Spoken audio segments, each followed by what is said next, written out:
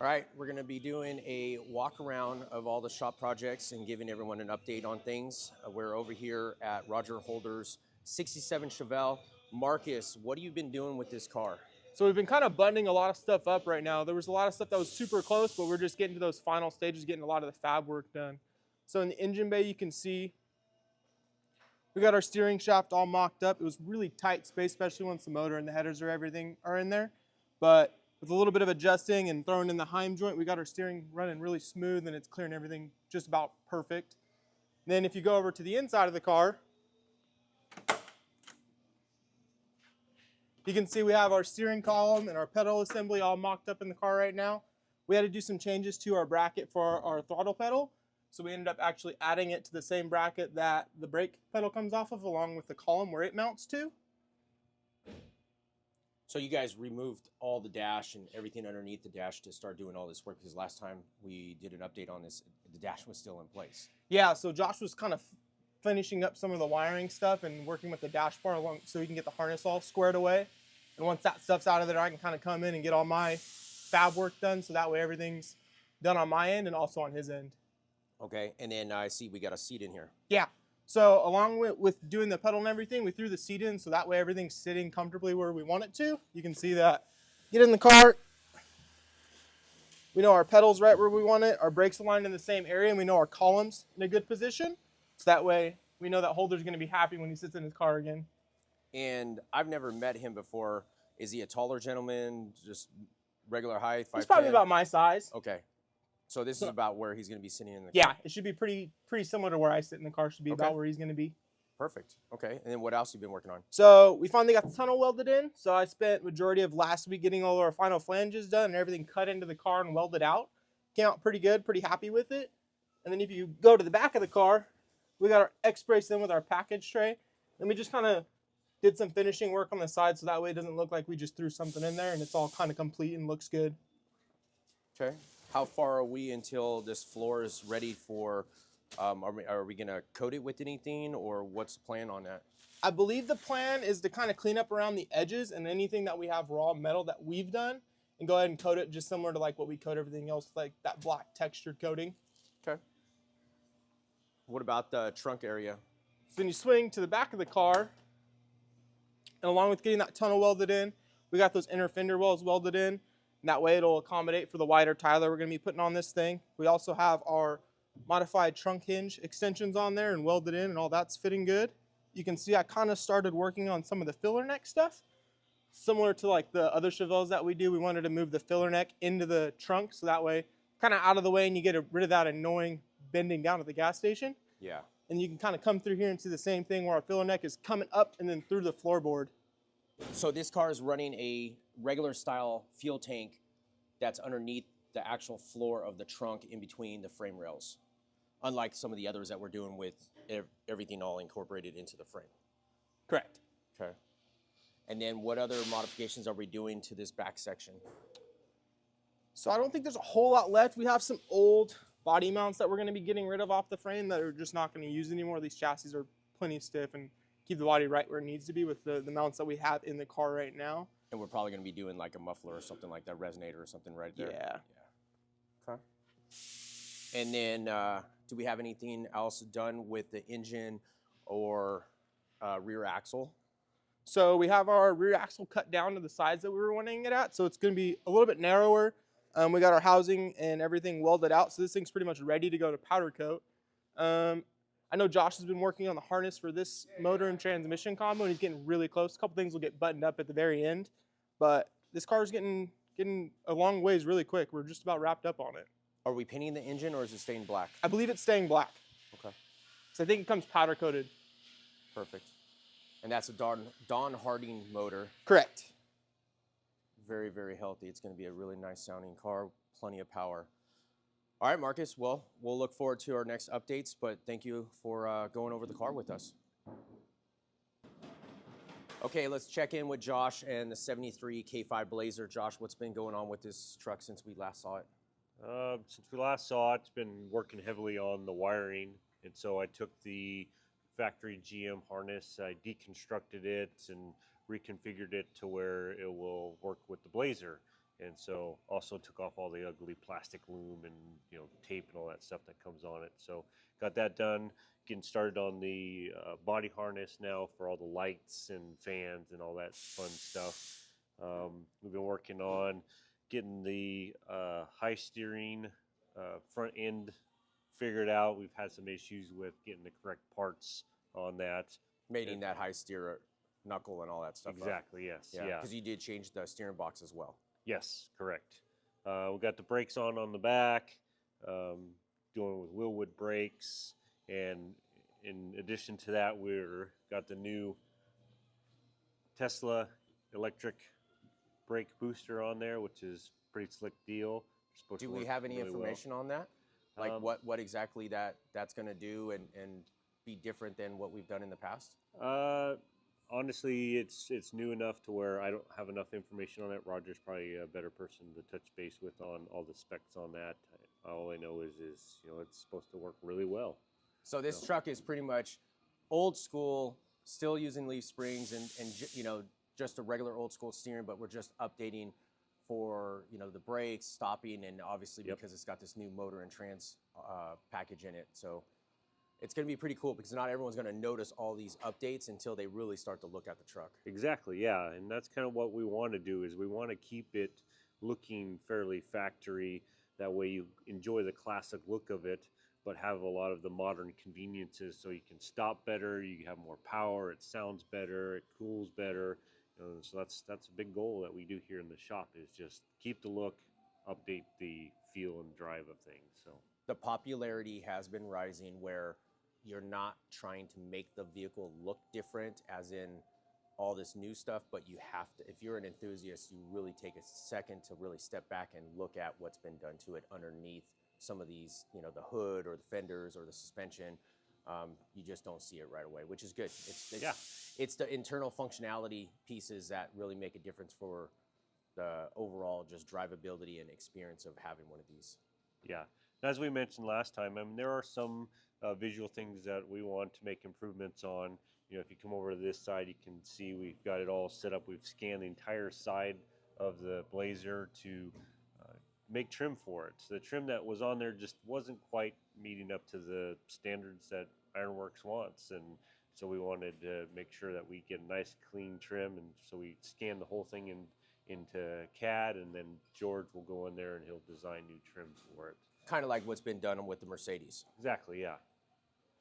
Cool. So the moldings are gonna look like the old factory moldings, but just out of new material and some slight changes just to make them to newer today's standards. Exactly, slight changes and just have a higher quality look. They're not going to be wavy. They're going to be a lot crisper and just give that little bit of pop that really makes it look a lot nicer. Cool. Have we had any changes on the inside of the truck or no? No, not much except some of the stuff that's behind the scenes. We put a bar in the dash to mount all of our electronics. So your GM ECM, your transmission controller, all the other electronics that end up getting added to the vehicle. We put a bar that runs behind the dash to mount all that stuff and get everything configured. That way we can tuck all of our wiring up there. Got the Dakota Digital gauge cluster in place, and yeah, just trying to get all those little things underneath taken care of. Now, did this thing have a stereo in it before? Oh yes, yeah, two 12-inch speakers, those big amps, a stereo, and so some of the wiring was a little bit sketchy, so we'll make sure that it's a lot cleaner and safer by the time we get it all back together. So it's pretty cool. Got new technology. Obviously that's some pretty big speakers, but still something that sounds good. But again, the truck doesn't scream modified unless you really are an enthusiast, which is kind of the cool factor nowadays. Awesome. Well, we're going to look forward to how this, the evolution of this rig. Can't wait to see it done. But I appreciate all the updates, Josh. Yeah. And we'll be looking forward to the next one. Sounds good. Thank you. Okay, we got Danny over here working on Greg's 70 Chevelle. We've got some more updates going on this car, and Danny's going to give us the lowdown. What have you been working on, Danny? Well, we've changed out the cooling system for the blower. And so with doing that, we've just needed to rearrange where everything's going to go and do all the plumbing again. So we've also got a vent that we've designed that's going to go underneath here. It's going to go into our blower tube so we get some more air access into the engine compartment and give it a smoother run with not being so on the coolant. You got to Yeah. delete that. So a little bit of a history on this car. This car had a previous motor in it and just recently received a new motor combo with a new aftermarket blower.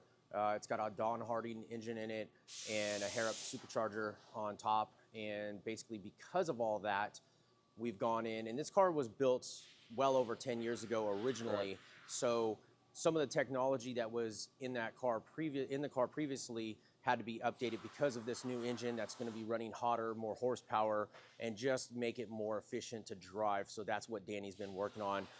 There wasn't an issue with it all. It just, because of the new heart and transplant of this engine, these are the following upgrades that needed to go along with it. Right, Danny? Correct. That's Yeah. absolutely correct. Yeah, so it's really looking good. Definitely have to move around some of the previous work that you guys have done in the past years to make all these changes, but you're making it happen. It's tedious. Correct. Yeah, definitely. We moved the cooler pump to on this side. It was in the front, and then we've upgraded to a larger cooler here for the blower. We've rearranged where the tank's going to go, the cooler tank as well. So a lot of changes that be helping this engine run a little bit more cooler and smoother. Awesome. Yeah. Well, it's all coming together. This car is great to see that it's been with the same owner for such a long time, and I don't believe he's ever going to get rid of it. So these changes are going to be definitely well worth the longevity of just owning this car, and just with this updated engine. Again, this thing is one powerful engine setup. I'm not exactly sure of the stats. I can't remember, but it is a Dawn Harding engine that is putting out some pretty hefty horsepower, reliable horsepower, I might add too as well.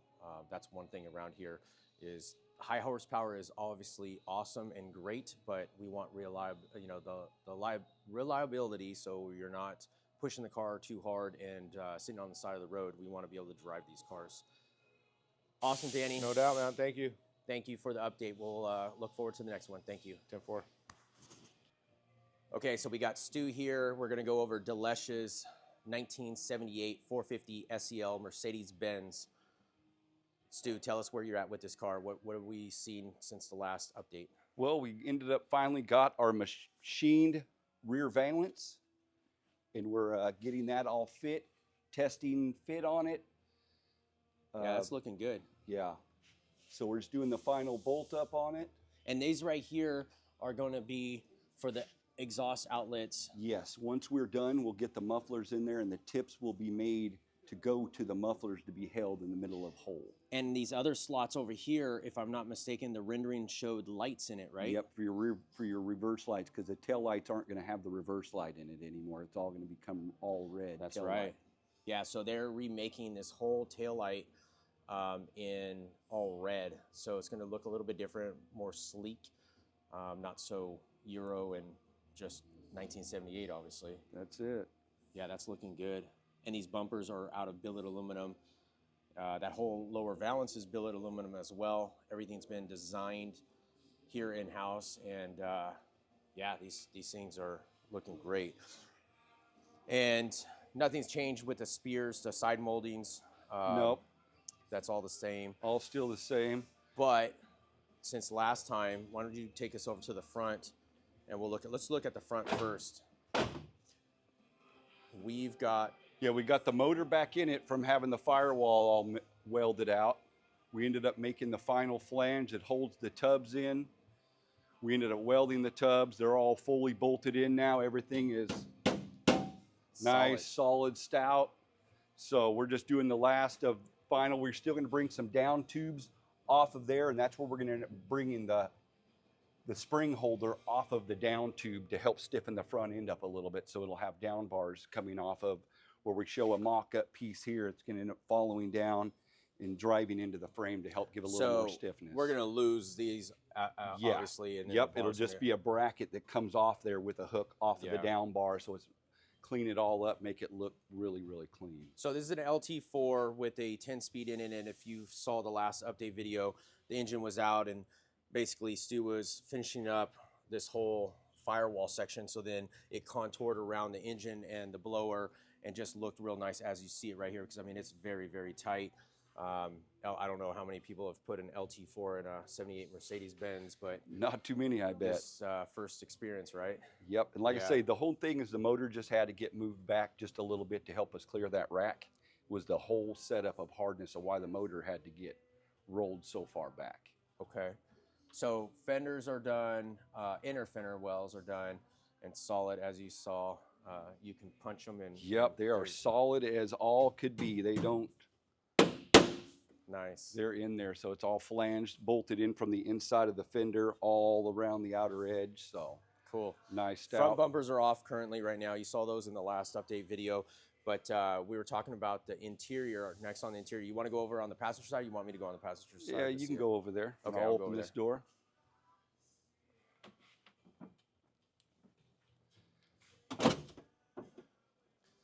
Vintage air is hung on the firewall. You got this dash bar that goes across. Yeah, that all of our instrument panel, everything, all the electronics will all get brackets bolted to, that everything's tucked underneath the dash. Seats are placed in here for seating position and steering wheel position and throttle and all that stuff. Yep, like I say, got the shifter. We had to make a custom cover for how the steering, where it originally stock came out. So we had to make like a cover where the U-joint is caught behind there, but it's able to unbolt. So we're able to move that to undo the U-joint, because you're not going to be able to do it from the inside, underneath the motor compartment. Fighting for space. Yep, fighting for space. Okay. So how far along are we until we get a dash put back in here and start mounting all that? That's really close to one of our next steps, because we're about, everything is almost done after we get the rear valance on and we get the final of the front bumper doing. After that, it's rock and roll electrical time. Electrical time. Well, it is very, very cool to see a car like this, you know, a car owner wanting to do all of this, and you guys are able to put the effort into it and show what you guys can do to a car like this, because I would have never guessed having this engine and trans combo, any of this stuff done to a car like this. It's pretty amazing. Yeah, I see these billet mirrors are on here too. I think Yes, that's the other thing we just got. And we got the new bases. They're the BBT Fab mirrors, but we had to make, of course, a new base for it to mount off the stock location. the rendering I saw, and then obviously the 3D model, and those looked good. But now seeing them actually in billet, man, those are sleek. And are we gonna polish those, or are we gonna like paint them, powder coat them? What are you thinking? I'm not too sure. I'm sure they're going to probably get painted body color, if not Yeah. black, to match some of the black. Like, pretty sure the rear valance is going to end up going black. Okay, cool. Well, I appreciate the time taking us through this car. It is looking good.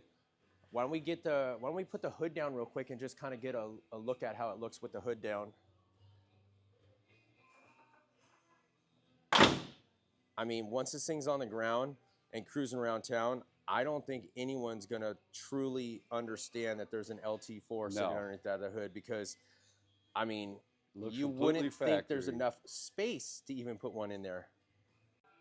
You were showing me that this rendering right here is the current, basically, direction that we're shooting for right now, right? Yes, that's what we're shooting at, a rendering of what we're trying to get everything to look like in Yeah. final stage. There's been a handful of renditions of renderings, and that one does have the new lower bumper valance on the front that you guys had come up with on design and everything, but that looks pretty cool. Again, one awesome 78 Mercedes getting hot rodded out, and be sure to, you know, we look forward to seeing this thing. The owner is down in Southern California, so we're gonna be seeing this thing cruising around SoCal at some point here in the near future. I think if I'm not mistaken, Roger was trying to make it to SEMA 2025, maybe? 25, yes. Not sure if I'm supposed to say that or not, but maybe. That's the I'll have to plans see if of I can it. get maybe we'll just mute that out if he says we can't say that yet. But Pretty awesome build. Cool. Thanks for watching, guys.